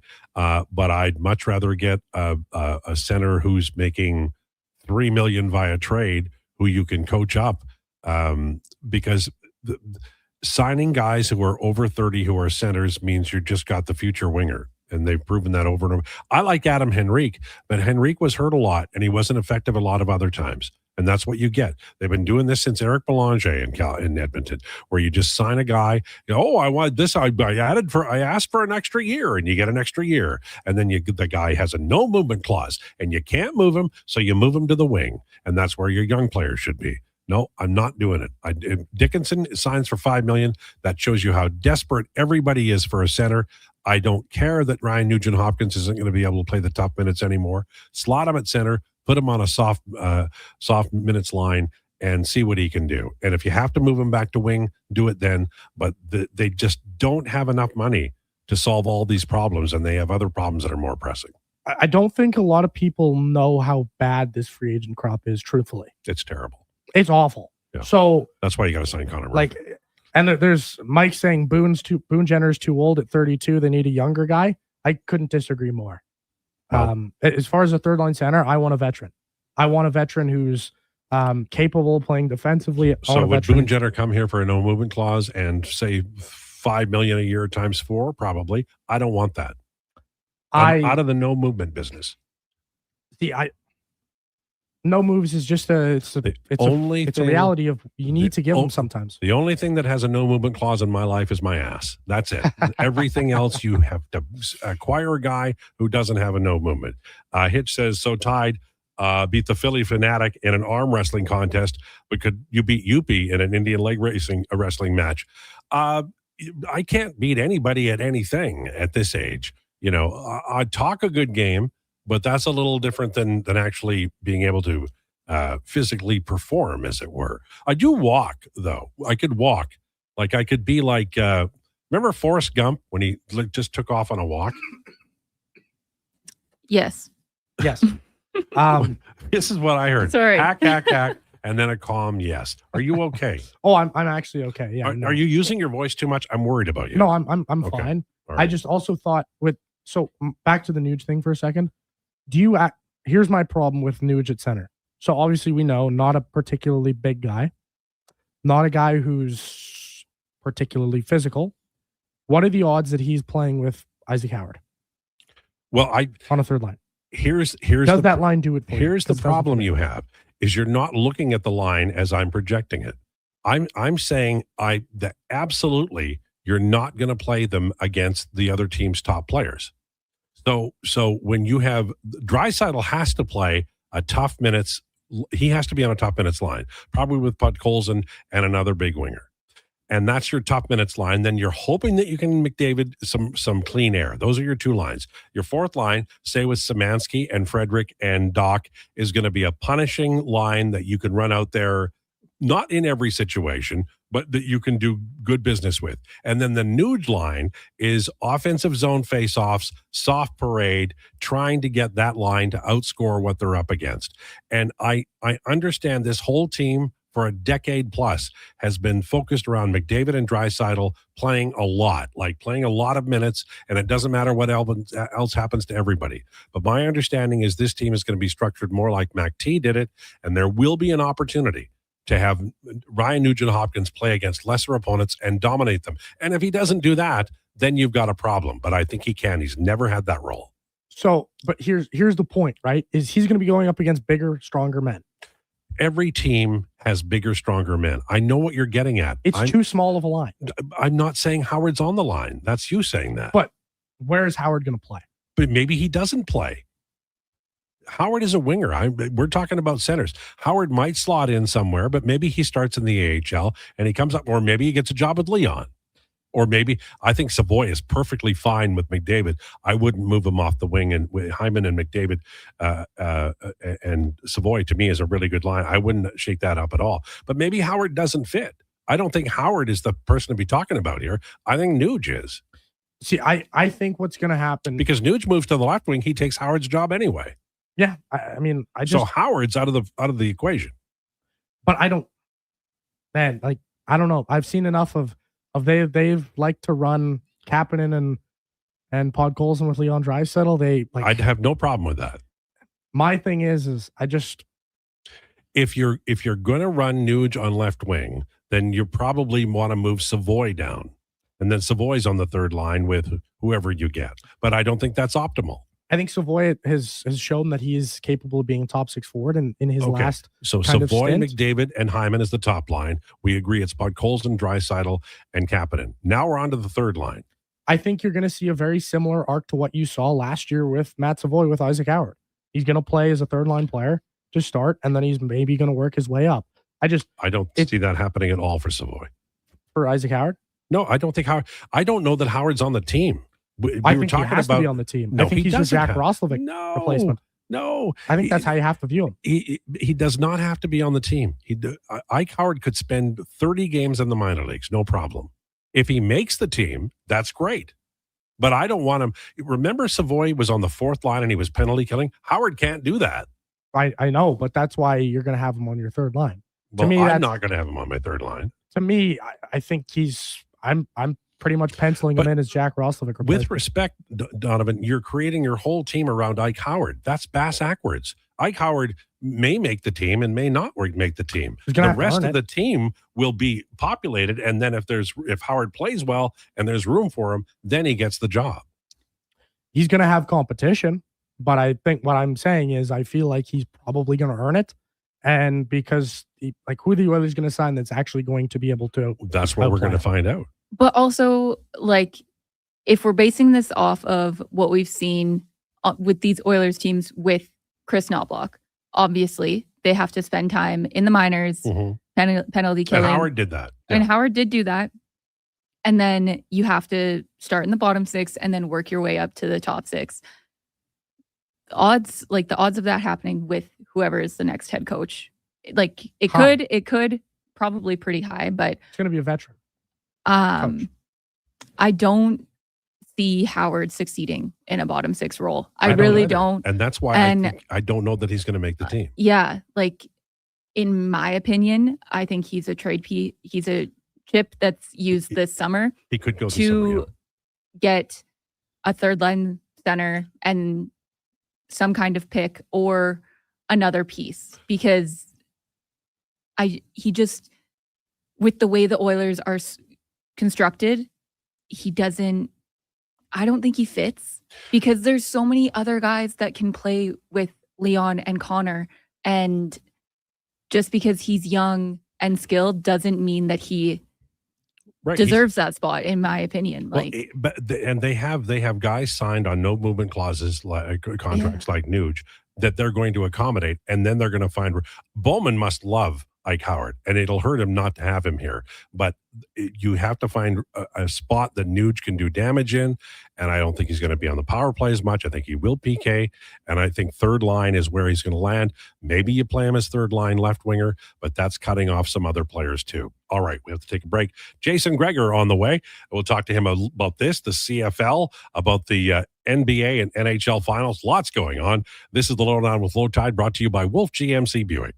You don't just need property services, you need problems handled. HireGood provides cleanup, debris removal, site monitoring, and safety attendance across Edmonton. We reduce issues on your property, keep spaces safe, and take pressure off your team. We resolve real problems for businesses while creating real impact, because our team is built on second chances, and they show up every day ready to prove it. Visit hiregood.ca or call and mention Jason Krueger for a first-time discount. HireGood. Stable jobs create stable lives. Say hello to your new favorite drinks. Introducing new McCafe Refreshers. Icy cool, undeniably refreshing, and available in 3 flavors: strawberry watermelon, mango pineapple, and blackberry passion fruit. Only at McDonald's. When your project can't afford downtime, call Japa Equipment Rentals. From excavators and wheel loaders to compaction equipment, Japa has the machines you need. Trusted since 1972. Visit JapaEquipment.com or stop our Edmonton or Calgary locations. It doesn't start on game day. It starts before kickoff, before the first snap. It starts with you locking in your season seats. This is Edmonton Elks football. The only way to experience it is being there for every hit, catch, and touchdown.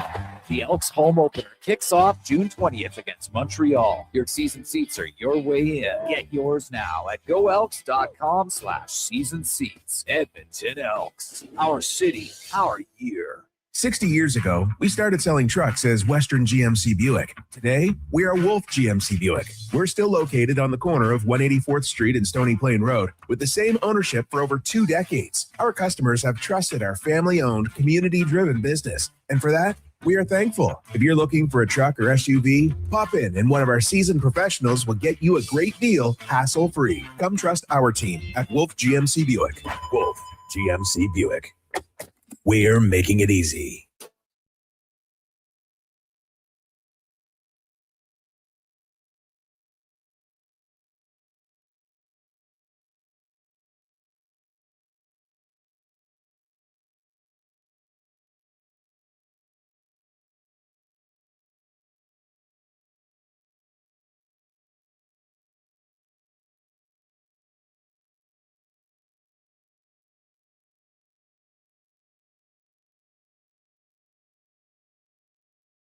Hi, Stevie. To breaking down the middle. Here's the Lowdown with Lowetide on Sports 1440. Presented by Wolf GMC Buick. We're making it easy. WolfGMCBuick.com.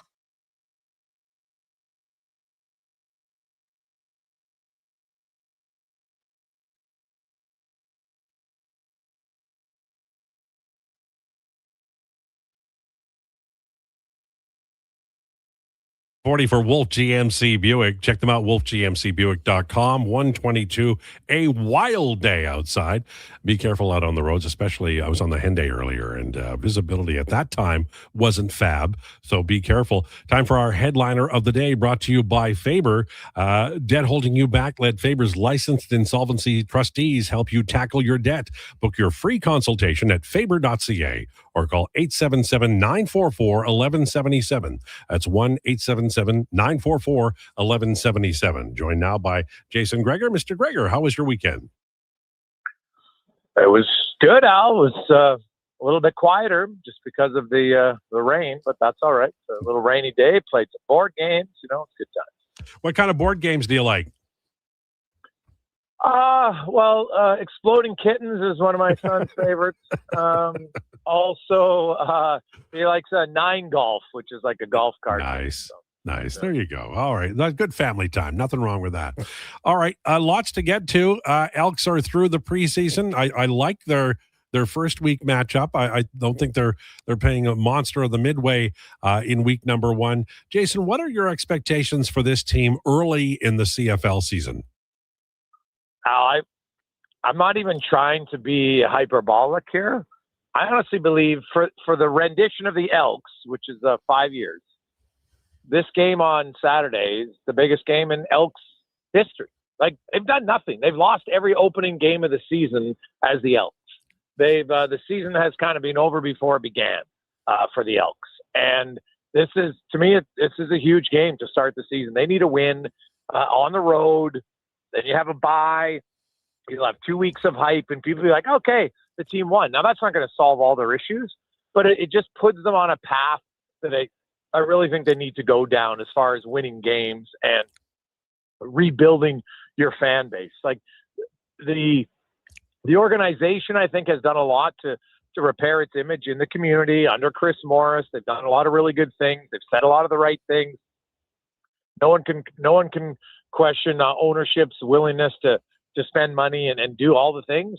Now it comes down to you got to win games, and to me that starts on Saturday. So the situation, such as it is for the Elks, they I think they get a reasonable opening game matchup, opening week matchup, but they've got to score points, and that means the quarterback is under fire at the beginning of the year. For you, watching the preseason and seeing the success that the quarterback's had, how much under the gun, and I know he's under the gun anyway, but how much pressure is this on Fajardo to perform like first snap of game 1? Yeah, I think he has to play well, right? Like, Powell played well the first game in BC. He didn't look great against Calgary. Fajardo was in for 2 series. They drove the ball down the field, and you'd like to come away with 2 touchdowns on those 2 drives, but I thought overall you moved the ball very well. And Rankin hasn't really been used at all yet, right? Like, their best weapon. That's why I don't put too much stock in a preseason. Right. When your best player has, I think, touched the ball 3 times, I'm not really gonna look at the offense, but I would say yes, Fajardo, he's got to put up points, right? He's got to move the ball at the end of the day. That's what they have to do. It's not. I don't care about completion percentage, Al. I care about points, right? Completion percentage, whatever. Does that put points on the board? No, I don't care if he's 60% passing instead of 75, but he puts up 3 touchdowns and they score. That matters way more than, oh, look, he was 14 for 18 for 160 yards and 1 touchdown. Who cares? They need points. Moving over to the Oilers, are you one of those folks who thinks that the Oilers could actually go through the draft without a head coach, or do you think that has to be wrapped up pre-draft? Well, the coach is going to have 0 impact in the draft. He doesn't watch any of the players. He has no idea. Where the coach could come into play would be potentially on trades. If you're going to have like a day 2 trade, the Oilers aren't. I don't see the Oilers making a big splash at the draft. I could be wrong, but I don't see them trading to get into the first round, right? Like, that's not really kind of where they're at as a team, I would think right now. They want to get players that help. So you don't have to have a coach there. You look at the Stanley Cup starting today, and so what's the last day? The 18th, I think, for Game 7. Is that what it is? I can't remember off the top of my head. But either way, like, it'll be a week to 10 days if it goes the distance, maybe longer before the draft. So, there's still lots of time. It would be nice to get a coach in place before the draft, but I don't think it's a must-have. We were talking before the break about the priorities for the Oilers on the roster this summer: skill winger, 3rd line center, second pairing right defenseman, goaltending not settled. On a priority list, do you have one that stands out, or is it BPA and then we'll figure out the rest? No, it's Connor Murphy, number 1. They got to get. You know what? You can't go into the season with Evan Bouchard and then Ty Emberson as your second pair right defenseman. That's not good. So, Connor Murphy is the obvious one to me. I don't think he's going to cost you as much compared to, like, the rumblings of Jason Dickinson. I really like Jason Dickinson, but not at $5 million, Al. The guy scored double-digit goals once in his career. And I get that this team does need defensive help, but you still don't want it to just be a graveyard offensively as your third line center. You'd like some, offense to chip in there a little bit. So, I like Dickinson. I don't like him at the alleged price that people are out. And hey, I could see why he would go for it. Why not, man? Yeah. If somebody's willing to pay you $5.5 million, knock your socks off. But like when I look at what Charlie Coyle got, Charlie Coyle's an infinitely better offensive center than Dickinson. What do he get? $6 million?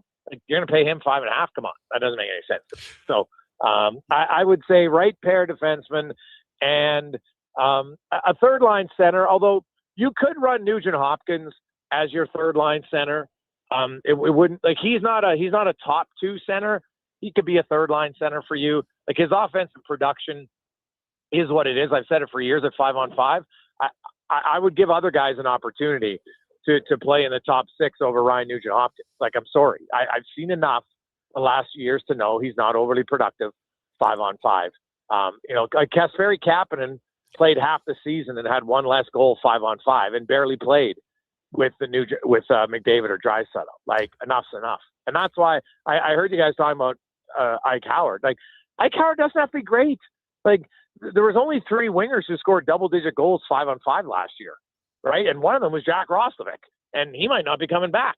So, I'd still look to re-sign Roslovic if I could get him at a good price. I would definitely be interested in it. So it all depends on what he's looking for. But I see Isaac Howard as a player who, given some opportunity, like last year, he played 29 games, but he only played 10 minutes with Draisaitl. Oh, by the way, he did score a goal in the 10 minutes he played with Draisaitl, and he scored 1 goal in the 29 minutes he played with McDavid. That's much better rates than lots of the other guys who played with him. And you know what? I thought he learned a lot in the minors. I'm not giving him, automatic spot, but I think he's a top 9 forward on your team. And if Nugent Hopkins is my third line center, that's not a terrible center to play with either. But I would like to see Isaac Howard given a chance. Now, preseason's only 4 games, Al, and the veterans can only play 2, so it's not like he's going to get a ton of time there. But I'd like to see it because I don't see anybody on the free agent market who's better. No, the free agent market is garbage. I never know, Jason. I'd love your input here. I never know when these rumors out of Toronto hit, and I shake my head sometimes. But there's all kinds of talk today on my timeline, anyway, about the Oilers and Morgan Riley coming here. I don't see it personally. I guess if Nurse is moving out, that might be something that you do. But I think that Morgan Riley is a very interesting option. I just don't see him as being, like a slam dunk for the Oilers. The only way Riley's here is if Wallman or Nurse are moving out. Right? That's just a fact. Just look at salary cap, look at everything else. I don't see any other reason. What are you going to give up to get him? Yeah. Right. So to me, you got to give up something. So that's kind of where. So you look at it. Nurse and Riley have different skill sets, right? Nurse is a better skater. I think Riley's a smarter player. So, both of them play minutes. They both play similar minutes, 5-on-5. Riley doesn't have to run the power play here. He's not a great power play guy, so that's fine. He can be on your second unit with Ekholm or whoever if he's here. So, I could see why you would look at it for both teams, and just to see if it's a change because. I think Riley and Nurse are who they are. I don't see that suddenly at 30 years of age and 31 years of age, that these guys are going to go to a new team and suddenly, the new team is going to uncork some skill set that we haven't seen, right? Like Darnell Nurse there's lots of things he does well, and there's lots of things that are frustrating about his game. And I don't know if a new coach is suddenly going to get Darnell Nurse to be in the right position more often defensively in front of his net. Is it going to make him make better decisions with the puck? How can he? The coach isn't a robot. He doesn't have a little button he presses to get the player to move the puck where and when you want it, right? Those split-second decisions are on the player. And if the player has shown a tendency not to be able to do it all the time, he does it sometimes, but not all the time, then I don't see that changing. So, you have to look at what does Riley bring you? And is it just different Is it better, right? Is it simply that maybe there's a change in the locker room that needs to be happen here? A change of scenery sometimes can help players and they relax. I don't know. But I don't think people should look at it that, oh, if you get Riley, it's going to be like some massive win and he's going to do way better things than Nurse. He just might do some things that you value better. And that's going to have to be the debate for the pro scouts. Jason Krueger, our guest, he'll be live on the radio at 2 o'clock today. NHL Stanley Cup Final, Carolina and Colorado were rumored to be the favorites even at the start of the year. Turns out the dancing partner for the Hurricanes is Vegas Golden Knights. Lots of people I've talked to are picking the Knights in less than 7. How do you feel about it? I don't really have a good feel about this one. Now, honestly, I kind of go back and forth. I see strengths for both sides. I see similarities on both sides. Carolina has dominated every game but one. Like, dominated. And you can sit there and say, okay, they didn't play very good teams. I don't care. They beat 3 playoff teams. No teams ever went 12-1 in the playoffs. So, and they're not the only team that's ever played, less than stellar opponents. So I'm probably going to lean towards Carolina in 6 or 7. I'll say 6 because I think 7 would just be me wishing for a game 7. So I'll say 6. Okay. I have them in 7, but it's a tight one. It's interesting. NBA also this week, and again, everybody's picking that I talked to is picking the Western team over the Knicks. I just love the story of the Knicks. I don't know that they'll win, but man, they don't get to the final often. Well, no, it's been, 27 years, and they haven't won since 73. They too, they've won 11 in a row, man. And not just one, they've obliterated teams. Nobody's ever beaten teams up as bad as them. Now, none of the teams are the Spurs. I get that, but that's not the Knicks' fault. Right? The Knicks, you got to play who you can play. So I think the Knicks might surprise some people here. The Spurs, game 1, I think, is definitely one where, the Spurs could be a little bit of an emotional letdown after that huge game 7 on the road in OKC. And Brunson's going to have to be unreal, Al. But the thing is, if this game is close, every game is close in the fourth quarter, that's advantage Knicks because there's been no better shooter in the fourth quarter in the NBA over the last 5 years than Brunson. You look up at his fourth quarter points, no one's even close. So this guy in crunch time can get it done for his team, and that's what they're going to need. The OG Nobi's going to have to be great defensively. They're going to have obviously a big team effort. How do you slow down the big man though if he gets rolling? That's a challenge. He's just so big. He's so long and he's so lean, and he can step back and shoot a 3 if he wants to now, for goodness sakes. He did a fadeaway 3 against OKC, and you're just well, you can't defend it. It's literally impossible to defend that. So, they would have to maybe get him. The one thing that surprised me about game 7 now, Wemby had his 5th foul with 8 minutes to go. And they never went after him once after that. I couldn't believe it. I'm like, what are you doing here?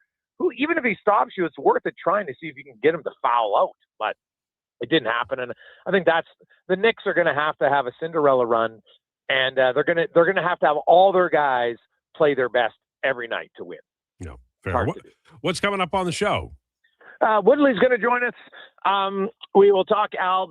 I noticed on the weekend the myth of the NHL playoff, and there's lots of people who love to think that if it was 1-8, everything would be great.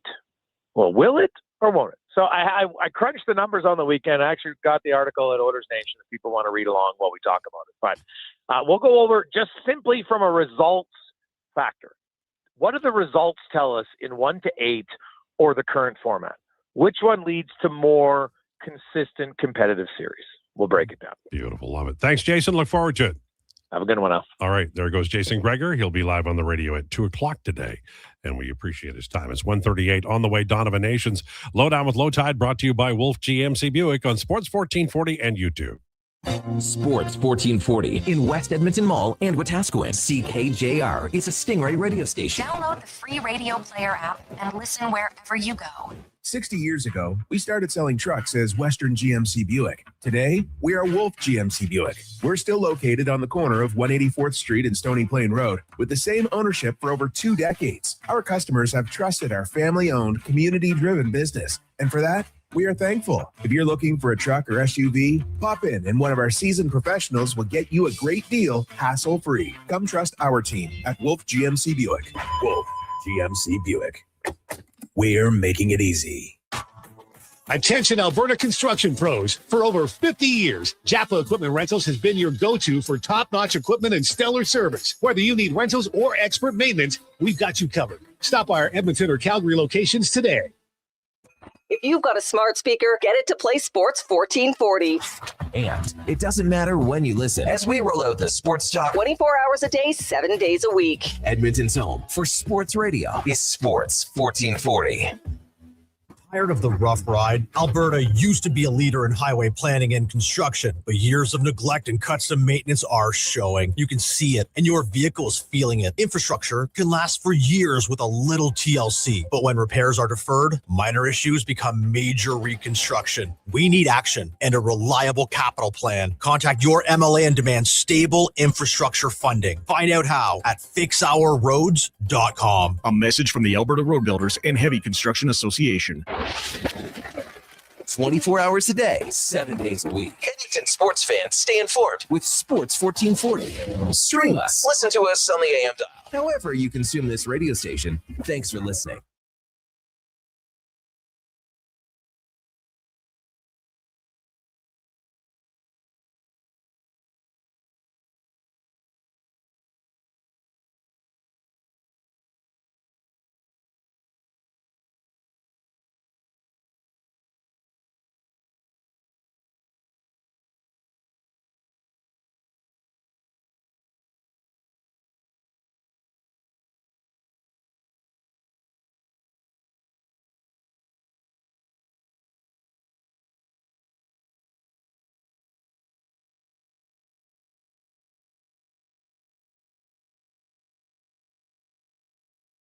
He knows all about the Expos and Oilers. It's the Lowdown with Lowetide on Edmonton's Sports 1440. Presented by Wolf GMC Buick. We're making it easy. WolfGMCBuick.com.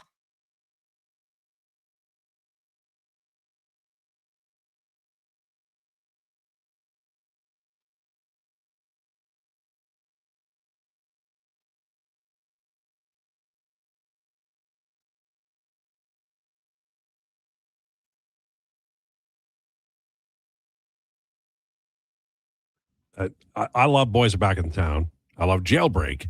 I also love Whiskey in a Jar. Those are my favorite, Thin Lizzy. Phil Lynott. That's the good stuff. All right, it's time for Donovanations, brought to you by Fairway Divorce Solutions, the clear road to a new life.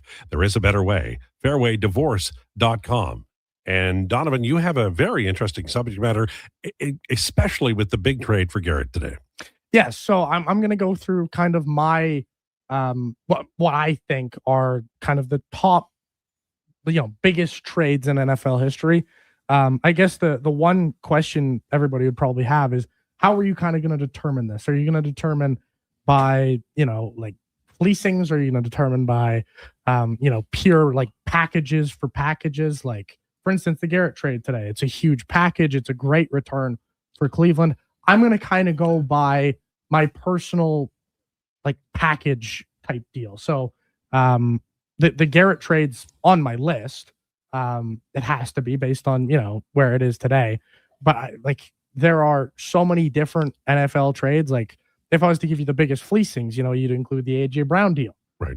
Where he went from Tennessee, but I'm not going the fleecings route. I'm going more just like, pure massive trades. Right. Like, so stacked one upon another in terms of trade value. Yes, okay. Exactly. Right. Sorry. So now some of them might be fleecings, but right. we'll have to get into them. Well, the Herschel Walker trade has to be. Oh, of course. It has to be in there. It's just, what a word. So, first and foremost, we'll start things off here by going back into the Myles Garrett deal. It is, for those who didn't hear it earlier in the program, the Rams get Myles Garrett for a 2027 first, a 28 second, a 29 third, and Jared Verse. So huge deal. I'll just give you where that is positioned on my list. For me, I have it at 4.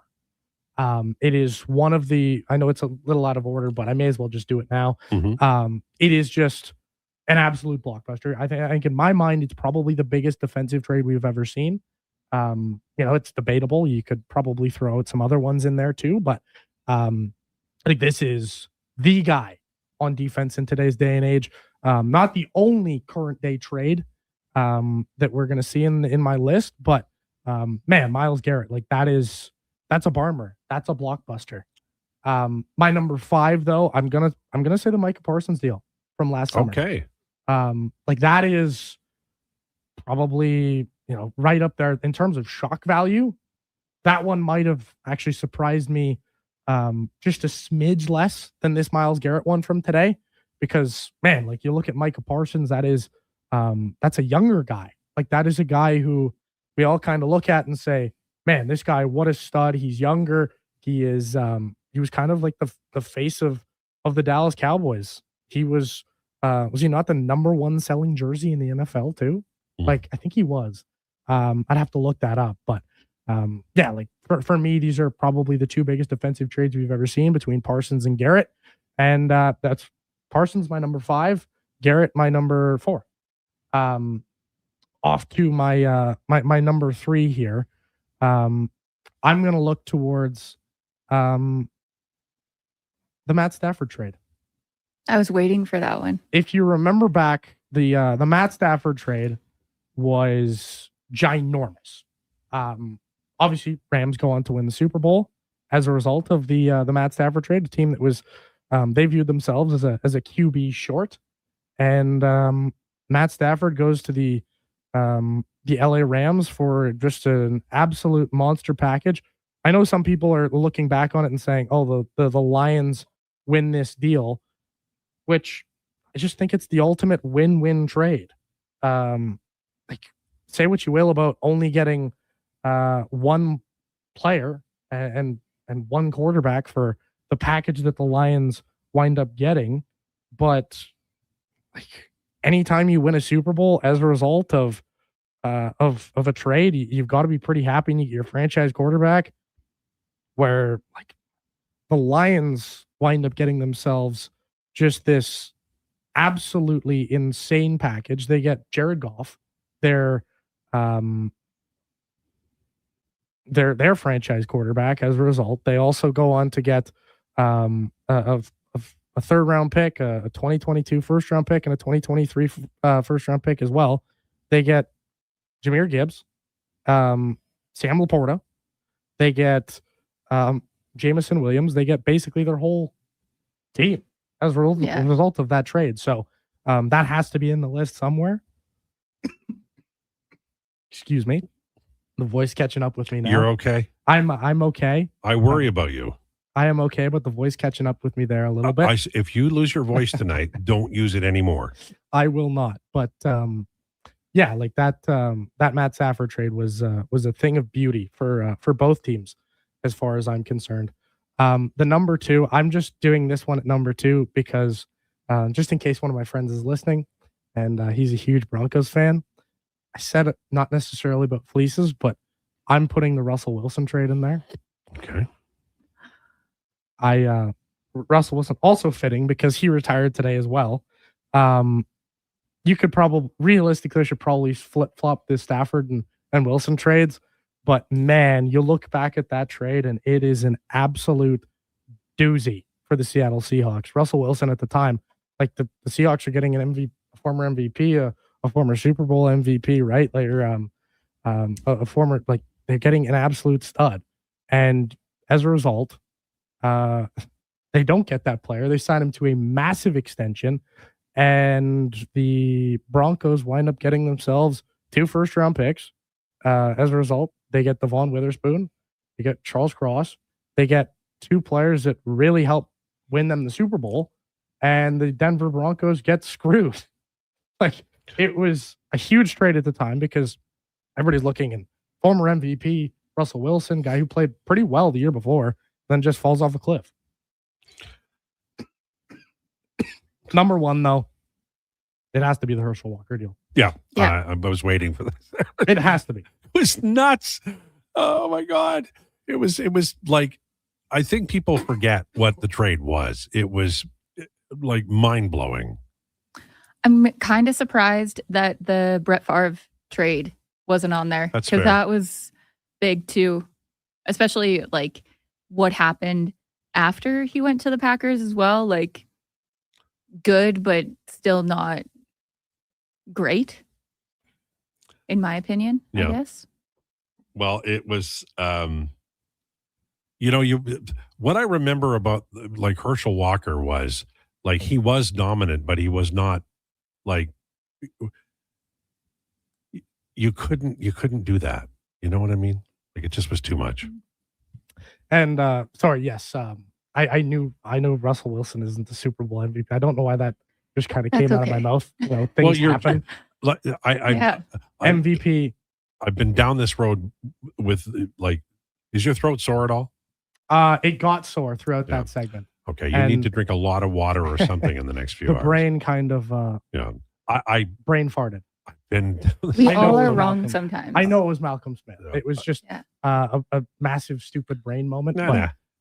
Life happens, but I'm more worried about your throat than anything. But the Herschel Walker deal, like that, if you go back and look at that. Well, it set up everything, man. Wow. It ruined my life for 20 years as an Eagles fan. Thank you. All right. I think we did fairly well today. We covered everything. We didn't get to Hoffman much, but we'll try to tomorrow. There'll be lots of opportunities. Yeah. I like that we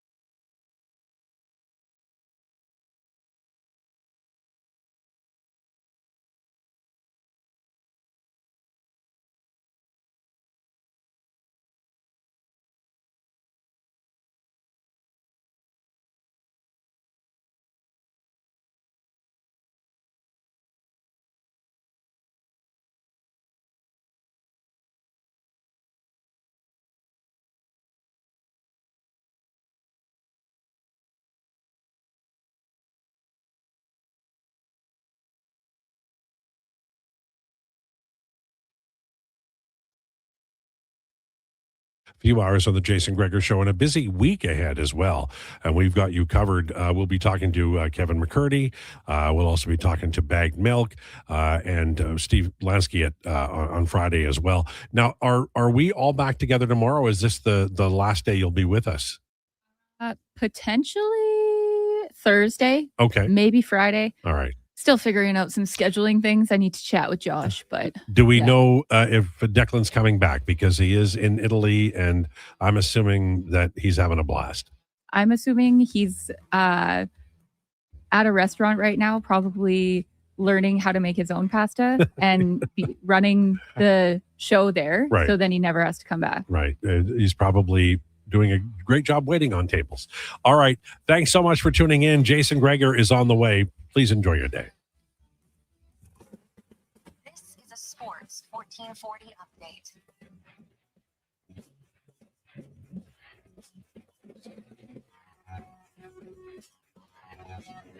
This Sports 1440 update brought to you by Sean Cunningham of RE/MAX Real Estate. Get the home team advantage for your next move in the Edmonton area. If you're looking, thinking about buying or selling a home, call or text Sean directly at 780-265-0165. Tonight, Commonwealth Stadium, you're going to watch Canada play Uzbekistan in a friendly just ahead of the World Cup starting at 7. French Open, Felix Auger-Aliassime is advanced